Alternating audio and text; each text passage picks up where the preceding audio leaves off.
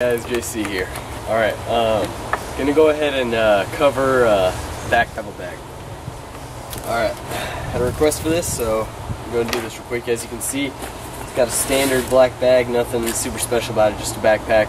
I think this is about 10-15 bucks at Walmart. Alright, first thing, I got extra pellets. I'm sure you guys saw in my last video, the squirrel that I hunted. That's what I used to bring them down. 250 of those cost me, I think, $3 at Walmart. I think it's like $4 at Academy. I don't use high-class alloy pellets. I just use simple lead pellets. This right here is a face mask. I'm not going to really put it on, but just so you can kind of see, it covers it up. It covers your face up. It'll help, you know, blood splatter and things like that. This is about $10 at any kind of Army surplus store. Here in the front, got a bunch of lighters, well, 3 of them. Pretty much all of them are full except for this middle one right here. It's kind of been my main one I've been using for a while. You know, you can have flint, things like that, and that's absolutely great and something you're going to want to have, which I do. This is about $10 at an Army surplus store. Obviously, you guys know that, you know, lighters about $1 a piece. I just figure, you know, for a while or whenever you don't have the time to deal with the flint, you got lighters. Extra knife, obviously, you know, always good to have an extra knife on you. Never bad to have a knife. So that's my front pocket right there. Unzip that up real quick. Middle pocket right here has really only one thing: duct tape. Usually, I sometimes have if I have something extra, like an extra thing of ammo or something like that, I'll stick it in here. But the main ammo sits in the big pocket. I do also have the small utility tool that I usually keep with myself at most times. Very simple little device. Obviously, you got a pair of needle nose pliers. It also comes with a little saw.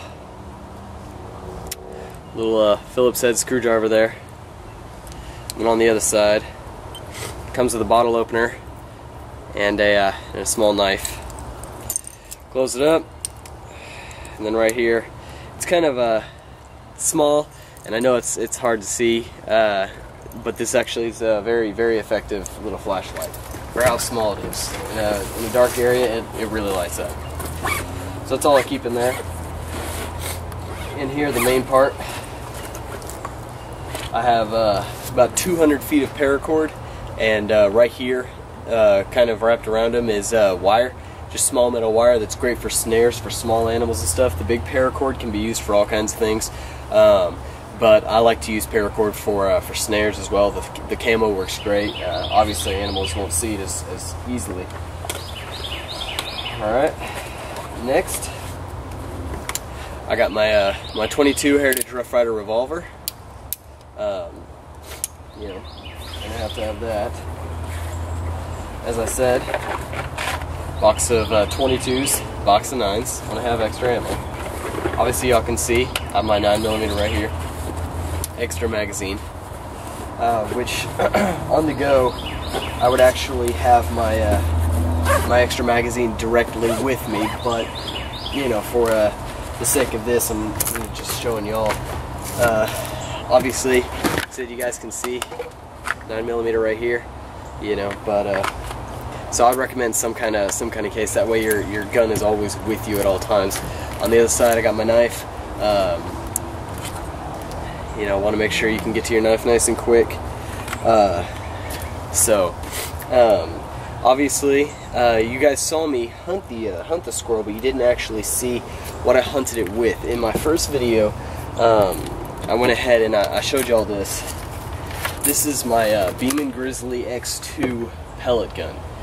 This is just a very simple break barrel gun, as you can see. Literally breaks at that point, and then it's about a 40 pound resistant cock to get it going, or to get it basically ready to go. Then you just insert a little bullet right in here at this point. Once you pop it open, you can see that's where I put my bullet. and then just pop it right back into place, aim and fire. This is a 4x32 scope. It comes with the gun. 4x32 means it's 4 times magnification with 32mm lens, which obviously the higher millimeter the lens, the easier it gets to see, the clearer, the brighter. So this is definitely a good gun. The only problem I would say with this gun is the fact that it's a little heavy. For a pellet gun, it is kind of heavy. Obviously, you can see it has a very solid wood stock, so it's a heavy gun. But once you've scoped it, it's very accurate. It fires about 1,000 feet per second with standard lead pellets like the one I've got. The ones I have, if you use alloy pellets, which are about twice as expensive, 2 to 3 times more expensive at least, it fires around 1,200. So for that extra 200 feet per second, it's going to cost you some more money. But honestly, at a 50-yard shot, this is still lethal to rabbits and smaller. As long as it's a clean headshot, 50 yards. That's about the farthest I've taken one, and rabbit just dropped dead. And I've taken squirrels at that distance as well. So the last thing, normally, talk about. The baseball bat is kind of the main weapon for, zombie fighting and stuff like that, but I actually prefer a sword. I think for pretty obvious purposes. I don't know if y'all can see, but this is just one piece of metal that goes all the way through. That's the entire sword. This wood is literally just been glued onto it, and it's got these little nails going through it to help hold it on. But very sturdy sword. I've cut through a lot with it. Mainly it's stuff like, watermelons and stuff like that. You line them up and you just give it a good swing and go right through them. I think my reasoning for choosing a sword over a bat is pretty obvious. But the main thing is that, with a bat, you've got one way to beat a zombie, and that's literally just to swing away.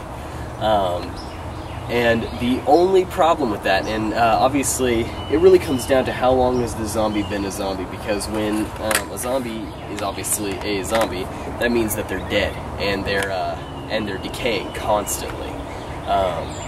So during that period, obviously the longer they're like that, the easier it's going to be to bash in their head with a bat or something like that. But a sword, as long as it's well taken care of, will always, no matter how recent or how long they've been a zombie, will cut their head off. It won't take if you guys have ever used a bat, played baseball or anything like that, you know that hitting a ball just wrong, slightly wrong, can really cause, a strong vibration into your hands, which usually hurts like hell. It's a pretty decent shock wave to your hands. And so you can imagine how hitting a skull could do the same thing constantly, day in and day out. But imagine something nice and sharp, you go straight for the neck, take the head off, and that's that. And as far as, getting bit while a zombie's on the ground and things like that, guys, I know you can't really see it, sorry. These are my boots, wear them, very much into wearing boots.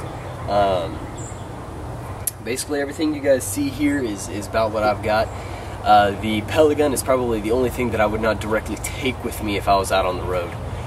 It's not going to be real effective simply because of how heavy it is, but as you guys saw in my video, there was definitely a pop. It definitely makes a popping sound, but it's not real loud, and it's a heck of a lot quieter than even a 22, which my 22 is not a very loud gun. It's a much quieter than a 22, and if for stocking up on bullets and things like that, it's much cheaper. It's about it's a little over a penny a bullet basically, whereas 22s are usually around 4 or 5 cents a bullet. But anyways, that's pretty much it, guys. If you guys were curious, I don't think you probably were, but the squirrel that I took yesterday, that was about 16 yards. Then for the other thing that I had somebody kind of ask me, you know, like what would be a good food source and stuff like that. Well, squirrels are a great food source, guys. They really are. There is a bounty, you know, a bounty of them, bountiful amount. I don't know. I'm probably using the word wrong. Anyway, there's a ton of squirrels. It's very overpopulated, especially where I live. We have gray squirrels and fox squirrels and everything all around here, and so, you know, I definitely would recommend squirrels and birds and things like that as a food source whenever you've got nothing else to eat. Plus, the truth is if you're holed up in a camp somewhere and you've got you know, let's say a year's worth of supply of food, do you really think you want to eat that all day? Why would you? One, you have less variety, and two, once you burn through that source, now what? Now you are going to start hunting. Personally, in my opinion, if I have a year's supply of food, I'm going to try and make that year's supply of food last 2 or 3 years. I'm going to go hunting as much as possible, get as much as I can when I can.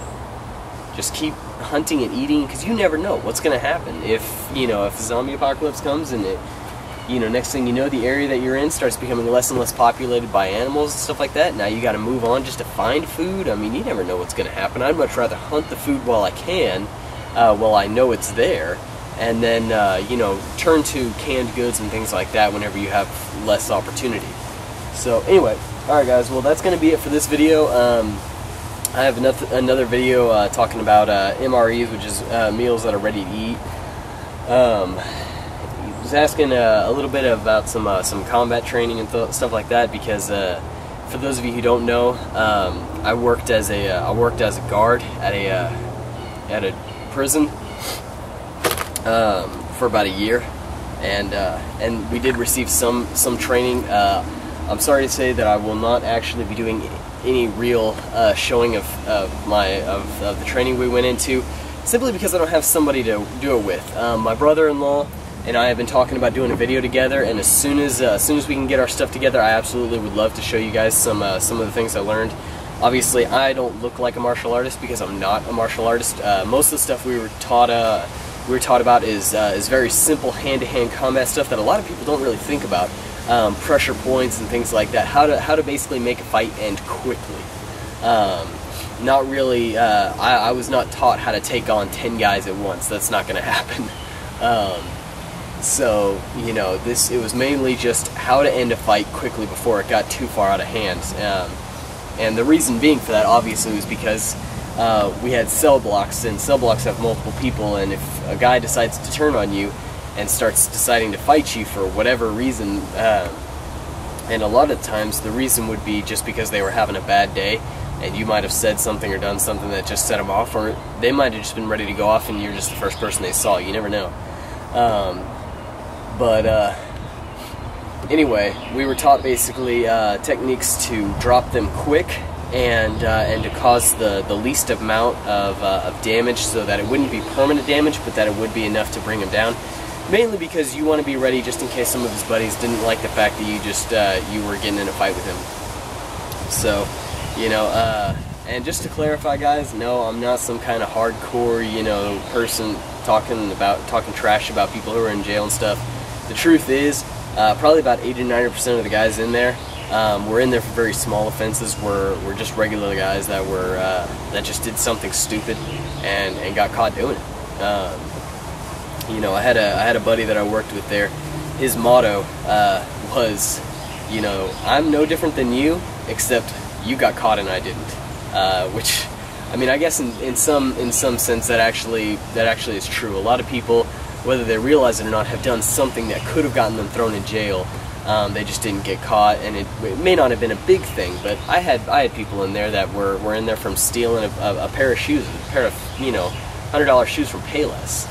Well, they weren't violent, they weren't psychotic, they weren't crazy, they just were stealing a pair of shoes and they got caught.